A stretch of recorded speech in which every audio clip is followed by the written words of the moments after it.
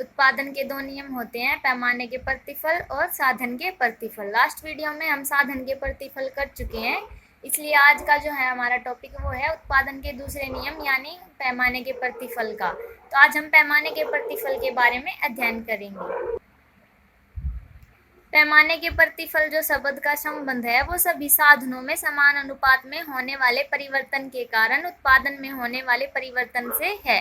यानी कि जो पैमाने के प्रतिफल हैं उसमें उत्पादन के जो सभी साधन है वो निश्चित अनुपात में समान अनुपात में बढ़ते हैं। यानी कि इसमें जो पैमाने के प्रतिफल है, सबसे पहले जो मैं बताती हूँ आपको कि पैमाने के प्रतिफल दीर्घकाल में लागू होते हैं, दीर्घकाल में मान्य होते हैं। और जो पैमाने के प्रतिफल होते हैं उसमें जो उत्पादन के साधन है वो उसमें कोई भी स्थिर साधन नहीं होता है, सभी परिवर्तनशील साधन होते हैं। और पैमाने के प्रतिफलों में जो सभी साधन है उत्पादन करने के, उनको सभी को एक समान अनुपात में बढ़ाया जाता है। यानी जो उत्पादन के साधन है उसमें से किसी भी मात्रा को स्थिर नहीं रखा जाता, जितने भी उत्पादन के साधन है उनको समान रूप से बढ़ाया जाता है। और समान रूप अनुपात में जब उन्हें बढ़ाया जाता है उसके फलस्वरूप उत्पादन में होने वाला जो परिवर्तन है उसे हम पैमाने के प्रतिफल कहेंगे। दोबारा देख लेते हैं। पैमाने के प्रतिफल शब्द का संबंध सभी साधनों में समान अनुपात से होने वाले परिवर्तन से है। यानी कि उत्पादन के सभी साधन हैं जो उनमें समान रूप से परिवर्तन होता है और समान अनुपात में परिवर्तन होने के कारण ही उत्पादन में होने वाले परिवर्तन से है। यानी पैमाने के प्रतिफल हैं जो उसमें साधनों में सभी में समान अनुपात में परिवर्तन होता है और उसके फलस्वरूप उत्पादन में परिवर्तन होता है। दीर्घकाल में उत्पादन के सभी साधन परिवर्तनशील होते हैं। अभी मैंने बताया कि पैमाने के प्रतिफल दीर्घकाल में लागू होते हैं और दीर्घकाल में उत्पादन के सभी साधन परिवर्तनशील होते हैं। इसलिए सभी साधनों की मात्रा में समान रूप से परिवर्तन करके उत्पादन के पैमाने को परिवर्तित किया जा सकता है। यानी उत्पादन के जो सभी साधनों में की जो मात्रा है उनमें समान रूप से अगर हम परिवर्तन करते हैं तो उत्पादन का जो पैमाना है उसमें हम परिवर्तन कर सकते हैं। सभी साधनों में समान रूप से परिवर्तन करके उत्पादन के पैमाने को परिवर्तित किया जा सकता है। आगे है उत्पादन के प्रतिफल की विभिन्न अवस्थाएं हैं। उत्पादन के प्रतिफल की कितनी अवस्थाएं हैं? वो हैं 3 अवस्थाएं हैं। सबसे पहले है पैमाने के बढ़ते प्रतिफल, पैमाने के स्थिर प्रतिफल या फिर पैमाने के समान प्रतिफल और पैमाने के घटते प्रतिफल। पैमाने के प्रतिफल की विभिन्न 3 अवस्थाएं हैं। सबसे पहले हम देखेंगे पैमाने के बढ़ते प्रतिफल कब लागू होते हैं। पैमाने के बढ़ते प्रतिफल उस स्थिति को प्रकट करते हैं जिसमें यदि सभी साधनों को एक निश्चित अनुपात में बढ़ाया जाए तो उत्पादन में उससे अधिक अनुपात में वृद्धि होती है। यानी पैमाने के जो बढ़ते प्रतिफल हैं वो उस स्थिति में हमें प्राप्त होते हैं जब उत्पादन के जितने भी साधन हैं उनको हम एक अनुपात में समान अनुपात में बढ़ाएंगे तो जो उत्पादन में वृद्धि होती है वो साधनों की तुलना में उत्पादन में अधिक वृद्धि होती है। यानी जितना परिवर्तन उत्पादन के साधनों को में किया जाता है उत्पादन में उससे अधिक परिवर्तन होता है। और उत्पादन के जो साधन हैं उनमें सभी में समान रूप से निश्चित अनुपात में परिवर्तन किया जाता है, उन्हें निश्चित अनुपात में बढ़ाया जाता है और जिसके फलस्वरूप उत्पादन में उससे अधिक परिवर्तन होता है, उससे अधिक वृद्धि होती है। जितना साधनों में वृद्धि की जाती है जो उत्पादन है उसमें उससे अधिक अनुपात में वृद्धि होती है। डायग्राम में OY अक्ष पर हमने इंक्रीज इन आउटपुट को लिया है और OX अक्ष पर इंक्रीज इन ऑल फैक्टर्स को लिया है। यानी कि जो उत्पादन के साधन है वो सभी परिवर्तित हुए दिखा रखे हैं OX अक्ष पर और OY अक्ष पर है उत्पादन के हैं जो उसमें कितना परिवर्तन हुआ है सभी साधनों में समान रूप से परिवर्तन के फलस्वरूप। डायग्राम में दिखाया गया है कि उत्पादन के जो साधन हैं उनमें जब 10% वृद्धि हुई है, उत्पादन के साधनों में 10% वृद्धि हुई है और सभी साधनों में वृद्धि हुई है 10%, कोई भी साधन स्थिर नहीं है। और इसके फलस्वरूप उत्पादन में जो वृद्धि हुई है वो है 15%।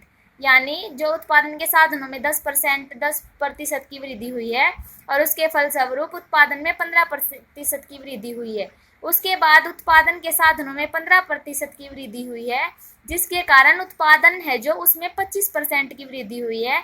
उत्पादन के जो साधन है वो सिर्फ 5% बढ़ाए गए हैं, लेकिन जो उत्पादन है उसके फलस्वरूप वह 10% बढ़ा है।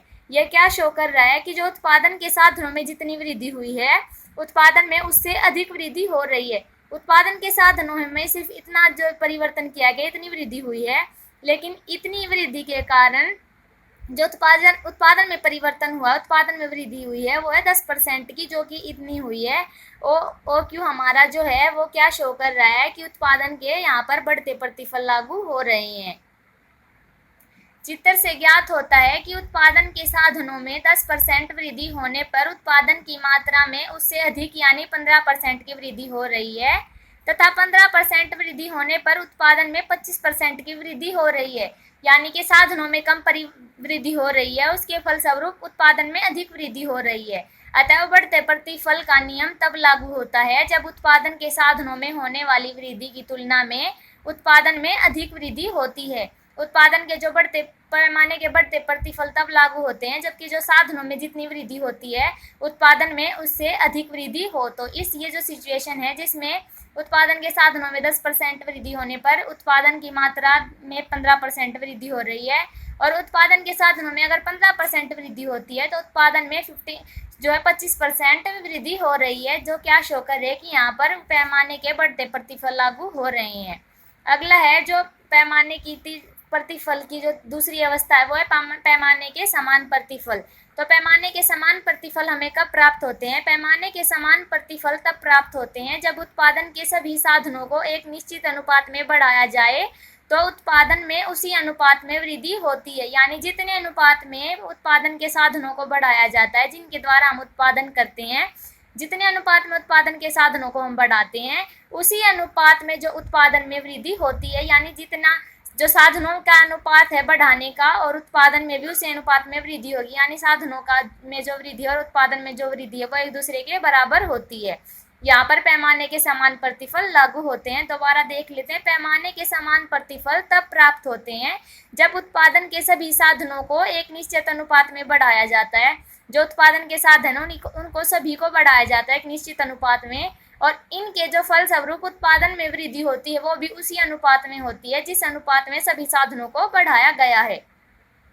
पैमाने के जो समान प्रतिफल हैं उसका डायग्राम है। ओ वाई अक्ष पर फिर से इंक्रीज इन आउटपुट को लिया है और ओ एक्स अक्ष पर increase in all factors input को लिया है।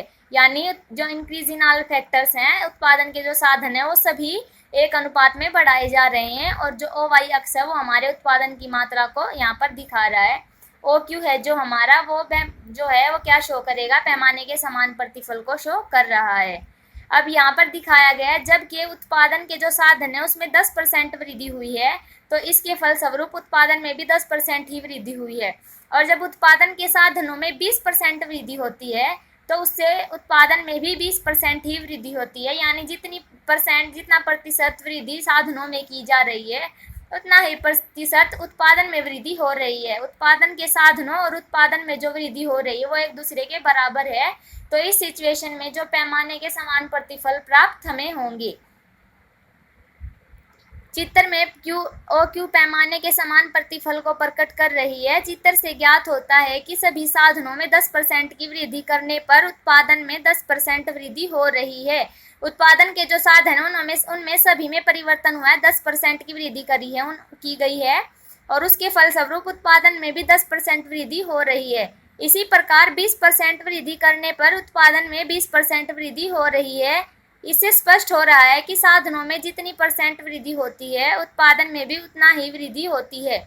इसलिए ओ क्यू जो हमारा है मूल बिंदु से 45 डिग्री का कोण बनाकर पैमाने के समान प्रतिफल को प्रकट कर रहा है। जो हमारा ओ क्यू है वो मूल बिंदु पर 45 डिग्री का कोण बना रहा है, जो कि क्या शो कर रहा है कि यहाँ पर पैमाने के समान प्रतिफल लागू हो रहे हैं, क्योंकि उत्पादन के जो साधनों में जितनी वृद्धि की जा रही है उत्पादन में भी उतनी ही वृद्धि हो रही है। तो इस सिचुएशन में पैमाने के समान प्रतिफल लागू होते हैं। अगला है पैमाने के घटते प्रतिफल। तो पैमाने के घटते प्रतिफल पैमाने की तीसरी भी अवस्था है जो पैमाने के प्रतिफल की। तो पैमाने के घटते प्रतिफल हमें कब प्राप्त होते हैं? पैमाने के घटते प्रतिफल उत्पादन की उस स्थिति को प्रकट करते हैं जिसमें यदि सभी साधनों को एक निश्चित अनुपात में बढ़ाया जाएगा तो उत्पादन में उससे कम अनुपात में वृद्धि होगी। यानी उत्पादन के घटते प्रतिफल कहाँ पर हमें प्राप्त होंगे कि जब पैमाने में उत्पादन के जो साधन है उनमें जितनी वृद्धि होती है उत्पादन में उससे कम वृद्धि होगी। यानी उत्पादन के साधनों को तो अधिक बढ़ाया जाएगा लेकिन उत्पादन में उससे कम वृद्धि होगी। उत्पादन उतना नहीं बढ़ेगा जितना कि उत्पादन के साधनों को बढ़ाया गया, और ना ही उत्पादन के साधनों से अधिक बढ़ेगा, जबकि वह उत्पादन के साधनों में जितनी वृद्धि की है उससे कम उत्पादन बढ़ेगा, उससे कम अनुपात में जो उत्पादन है उसमें वृद्धि होगी। तो इस सिचुएशन में पैमाने के घटते प्रतिफल लागू होते हैं। ओ वाई अक्ष पर हमने फिर इंक्रीज इन आउटपुट को लिया है, और ओ एक्स अक्ष पर increase in all factors input को लिया है। जो ओ एक्स अक्ष है वो हमारा ये दिखा रहा है कि हमने जो साधनों में कितनी वृद्धि की है, और ओ एक्स अक्ष पर हमें ये शो हो रहा है कि उत्पादन में कितनी वृद्धि हुई है, उत्पादन के साधनों में वृद्धि के फलस्वरूप। तो जब उत्पादन के साधनों में 15% की वृद्धि हो रही है, तो उत्पादन में कितने परसेंट की वृद्धि हुई है? 10% की वृद्धि है, जो कि उत्पादन के साधनों से भी कम है। उत्पादन के साधनों को 15% बढ़ाया गया है, लेकिन उत्पादन में 10% की ही वृद्धि हुई है। उसके बाद जब उत्पादन के साधनों को 25% बढ़ाया जाता है, तो भी उत्पादन के साधनों में 15% वृद्धि होती है। तो क्या शो कर रहा है कि उत्पादन में वृद्धि हुई 15% की, उत्पादन के साधनों में वृद्धि हुई 15% और उत्पादन में वृद्धि हुई 10%। उसके बाद उत्पादन के साधनों में वृद्धि हुई 25%, लेकिन उत्पादन में वृद्धि हुई 15%। ये क्या शो कर रहा है कि जितनी वृद्धि साधनों में हो रही है, जितनी वृद्धि साधनों में की जा रही है, उसके फलस्वरूप उत्पादन में वृद्धि है जो बहुत ही कम हो रही है। तो इस स्थिति में हमें उत्पादन के घटते प्रतिफल, जो पैमाने के घटते प्रतिफल हैं, वो प्राप्त होंगे। OQ से ज्ञात हो रहा है कि जब इस साधनों में 15% की वृद्धि हो रही है, तो उत्पादन में 10% की वृद्धि हो रही है। उत्पादन के जो साधन हैं उनमें जब 15% की वृद्धि हो रही है, उसके फलस्वरूप उत्पादन में केवल 10% की वृद्धि हो रही है। और जब साधनों में 25% की वृद्धि हो रही है, तो उत्पादन में 15% की वृद्धि हो रही है, जो कि पैमाने के घटते प्रतिफल को प्रकट कर रहे हैं। जब उत्पादन में 15% वृद्धि हो रही है, तो उत्पादन के साधनों में 15% वृद्धि हो रही है, तो उत्पादन में 10% वृद्धि हो रही है। और जब उत्पादन के साधनों में 25% वृद्धि हो रही है, तो उत्पादन में 15% ही वृद्धि हो रही है। जो क्या शो कर रहा है, हमारा जो OQ है वो क्या शो कर रहा है कि स्थिति में पैमाने के घटते प्रतिफल लागू होते हैं। आई होप आप लोगों को पैमाने के प्रतिफल अच्छे से समझ आ गए होंगे। अगर आप लोगों को कोई कन्फ्यूजन है, आप कुछ नहीं समझ पाए हैं, तो आप मेरे को कमेंट करके बता सकते हैं। मैं आपका जो क्वेश्चन है उसका जवाब जरूर दूंगी। And thanks for watching my video.